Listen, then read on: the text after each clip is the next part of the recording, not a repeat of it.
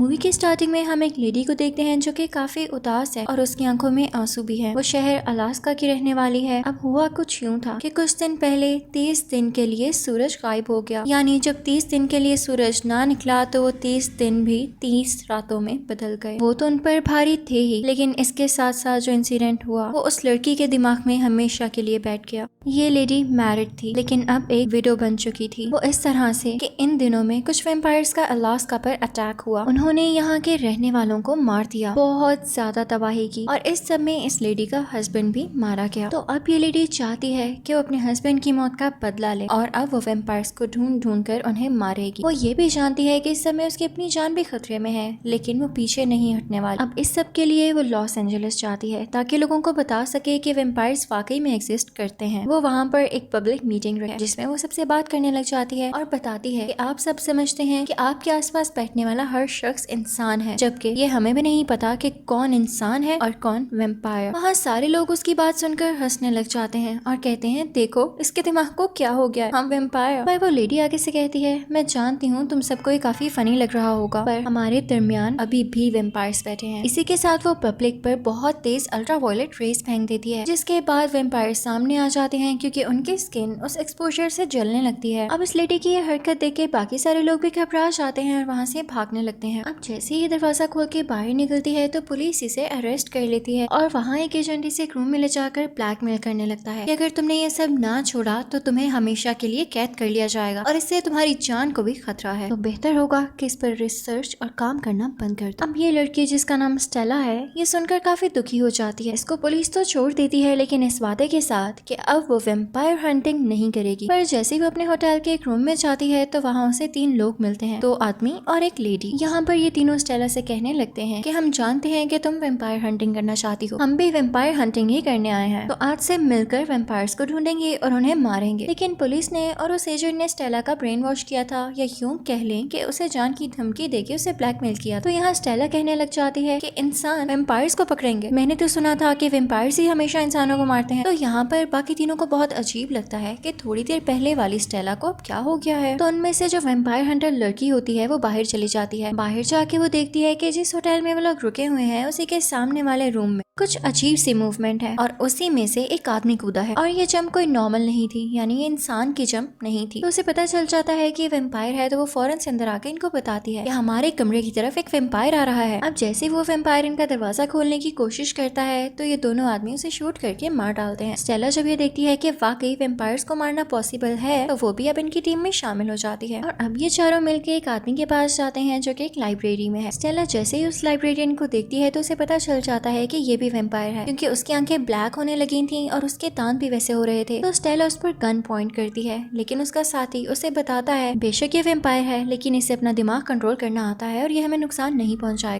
In fact इसकी अपनी family भी वेम्पायर के हाथों मारी गई। वेम्पायर्स ने इस पर भी अटैक किया था लेकिन वह अटैक इतना सख्त नहीं था कि इसको वो काबू कर सकता। तो अब ये चाहता है कि वेम्पायर से उनका बदला ले, तो ये हमारे साथ ही है। अब यहाँ पर वो लाइब्रेरियन इन सबको बताने लगता है कि तुम लोग जानते हो कि इन सब वेम्पायर्स को एनर्जी कहाँ से मिलती है। इनकी ताकत है इनकी रानी में, जो एक फैक्ट्री में रहती है और बहुत सारे खून को कंज्यूम करके जवान रहती है। तो अगर हम इस क्वीन को यानी वेम्पायर्स की उस खौफनाक रानी को मार डालें तो सारे वेम्पायर्स की एनर्जी भी कम होने लगेगी। और क्योंकि सारे के सारे वेम्पायर्स इसी का कहना मानते हैं, इसी के ऑर्डर पे चलते हैं, तो अब उनको ऑर्डर देने वाला जब कोई नहीं होगा तो हर तरफ पीस हो जाएगा। तो अब ये सारे इस पर प्लानिंग करने लग जाते हैं कि किस तरह से उस फैक्ट्री में उस क्वीन पर अटैक करके उसे मारना है। पर स्टेला जब इस सबको गहराई से देखती है तो वो इस काम में आने से मना कर देती है। वो कहती है कि नहीं, मुझे अपनी जान खतरे में नहीं डालनी, मुझे उस रानी का सामना नहीं करना। ये कहकर वो चली जाती है। तभी उसका साथी यानी वेम्पायर हंटर उसके पास आके कहता है देखो, वेम्पायर्स ने मेरी बेटी को भी मार दिया था, हम सब मिल के ही वेम्पायर्स के खिलाफ लड़ने आए हैं ना, तो हम में से कोई भी पीछे नहीं हटेगा।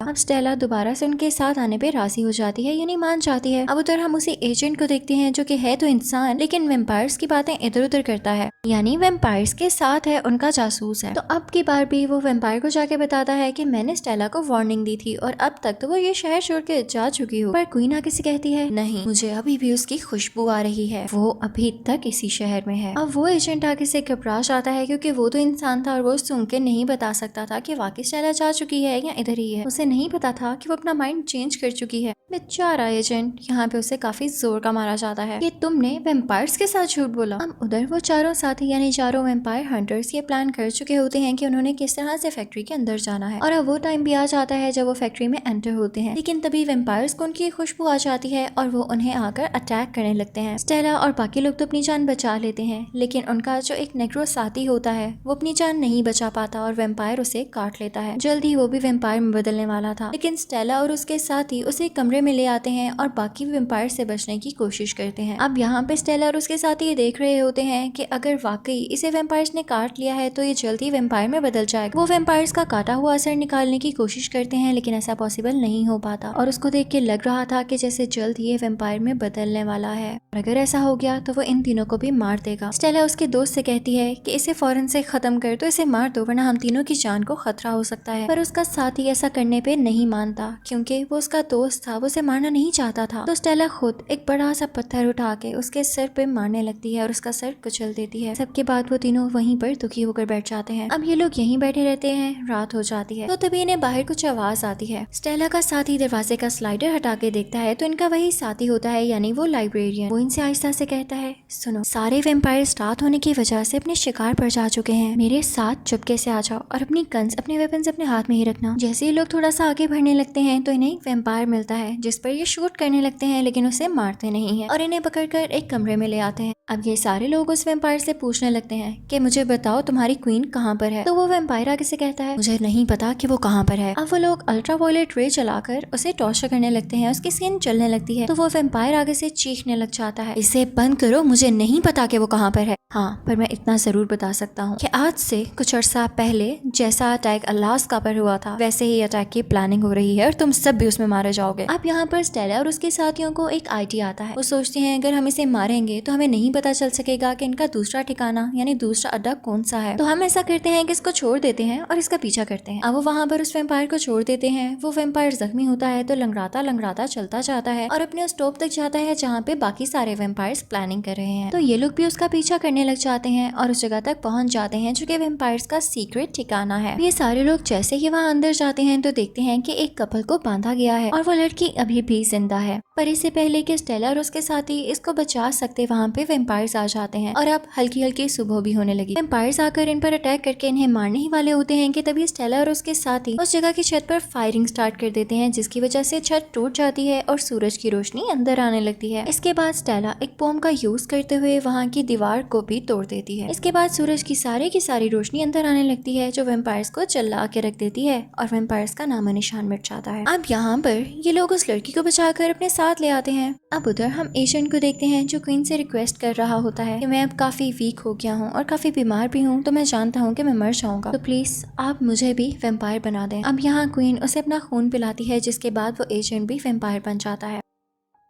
अब स्टेला और उसके साथी उस रेस्क्यू की गई लड़की को अपने साथ लेके आते हैं और उसे पूछने लगते हैं कि वेम्पायर्स ने तुम्हें कहाँ से किडनैप किया। तो वो लड़की बताने लगती है कि मुझे और मेरे साथी को यानी मेरे दोस्त को एक यॉट से किडनैप किया गया था और वहाँ पर और भी बहुत सारे लोग थे जिनका वो लोग खून जमा कर रहे थे। लेकिन तभी वहाँ पर दरवाजा नॉक होता है। अब लाइब्रेरियन जो कि आधा वेम्पायर है और आधा इंसान, वो दरवाजे पर जाकर हल्का सा झांकता है, पर तभी बाहर जो एजेंट खड़ा होता है जो कि अब मुकम्मल तौर पर वेम्पायर बन चुका है, उसे शूट करके उसे मार डालता है और अब अंदर आ जाता है। लेकिन ये चारों से देखकर गाड़ी में बैठते हैं। एजेंट वेम्पायर भी इन पर मुसलसल यानी कॉन्टिन्यूसली शूटिंग कर रहा होता है और ये भी आगे से उसको शूट कर रहे होते हैं। लेकिन आखिरकार उस जगह तक पहुंच जाते हैं जिसके बारे में लड़की ने बताया है कि यॉट पर और भी लोग हैं जिन्हें वेम्पायर्स मारकर उनका खून जमा कर रहे हैं। तो यहाँ पर स्टेला उस लड़की से कहती है कि तुम यहाँ से चले जाओ, हम इस यॉट के अंदर जाएंगे। अब वहाँ जैसे ही स्टेला थोड़ा अंदर जाती है तो छुप कर देखती है कि एक वेम्पायर जो कि सूरज की रोशनी से जल चुका है, उस पर खून डाला जा रहा है, तो वो दोबारा से बिल्कुल जिंदा हो गया है। तो यहाँ पर अब स्टेला को समझ आ जाता है कि वेम्पायर्स को मारने के लिए उन्हें सूरज की रोशनी से जलाना काफी नहीं, बल्कि उनकी गर्दन काटना भी जरूरी है। यानी अब इनका मिशन और भी ज्यादा मुश्किल होने वाला है। यहाँ पर अब स्टेला की साथी जो कि लड़की है वो काफी ज्यादा डर जाती है और कहती है कि क्या हम यहाँ से वापस जा सकते हैं, मुझे सब कुछ बहुत मुश्किल लग रहा है। और स्टेला कहती है अब यहाँ आ ही गए हैं तो वापस नहीं जाएंगे, और सोचो अगर ये पूरा का पूरा जहाज जो कि वेम्पायर से भरा हुआ है किसी और शहर चला गया तो न जाने कितने और घर उजड़ेंगे। अब जैसे ही वो उस यॉट के अंदर दाखिल होते हैं तो बच्चे से लेके बड़ा तक हर इंसान मारा हुआ होता है और वेम्पायर्स ने उनका खून निकाल कर जमा किया होता है। ये लोग जैसे आगे बढ़ते हैं तो देखते हैं कि कैबिन में एक आदमी खड़ा है, उसकी बैक इनकी तरफ हो रही है तो स्टेला और उसके साथी इस पर गन पॉइंट कर लेते हैं, लेकिन जैसे ही वो पीछे मुड़ता है तो उसकी आंखें भी ठीक होती हैं और उसके दांत, यानी वो वेम्पायर नहीं बल्कि एक मासूम सा डरा हुआ इंसान होता है जिसकी फैमिली को वेम्पायर्स ने अपने कब्जे में लेकर मार दिया था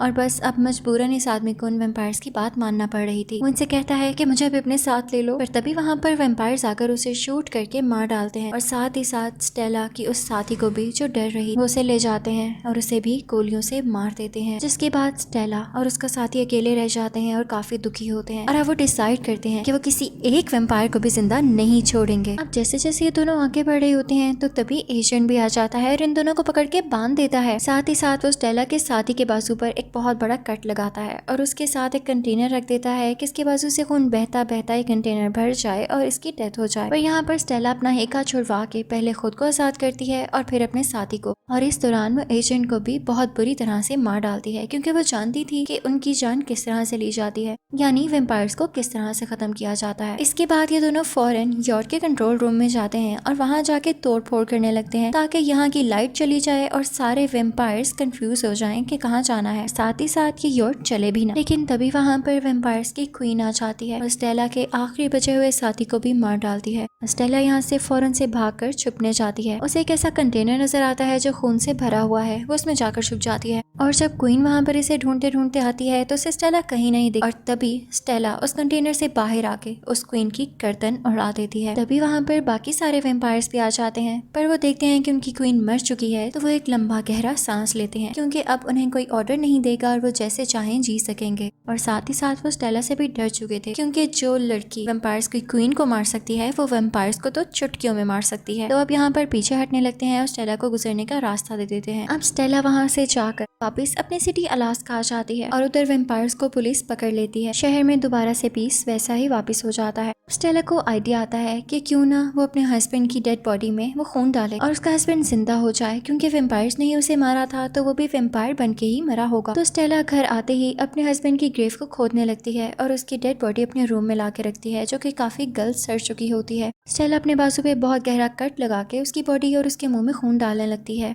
और ज्यादा खून बह जाने की वजह से वो वहीं पर बेहोश होकर गिर जाती है। पर जब उसे होश आता है तो उसका हस्बैंड बिल्कुल ठीक ठाक हालत में उसके सामने खड़ा होता है। उसे फौरन से गले लगा लेती है और बहुत खुश होती है। पर हमें बैक सीन से दिखाया जाता है कि उसका हस्बैंड अब वेम्पायर बन चुका है क्योंकि वो पहले भी वेम्पायर बन के ही मरा था और अब भी वो वेम्पायर ही है और उसे उठते साथ ही खून की तलब होती है, खून की प्यास लगती है तो अपनी ही बीवी के शोल्डर पे काट लेता है। यानी अब स्टेला भी वेम्पायर बन जाएगी। इसी के साथ ये अजीब सी मूवी यहीं पर एंड हो जाती है। Thank you for watching.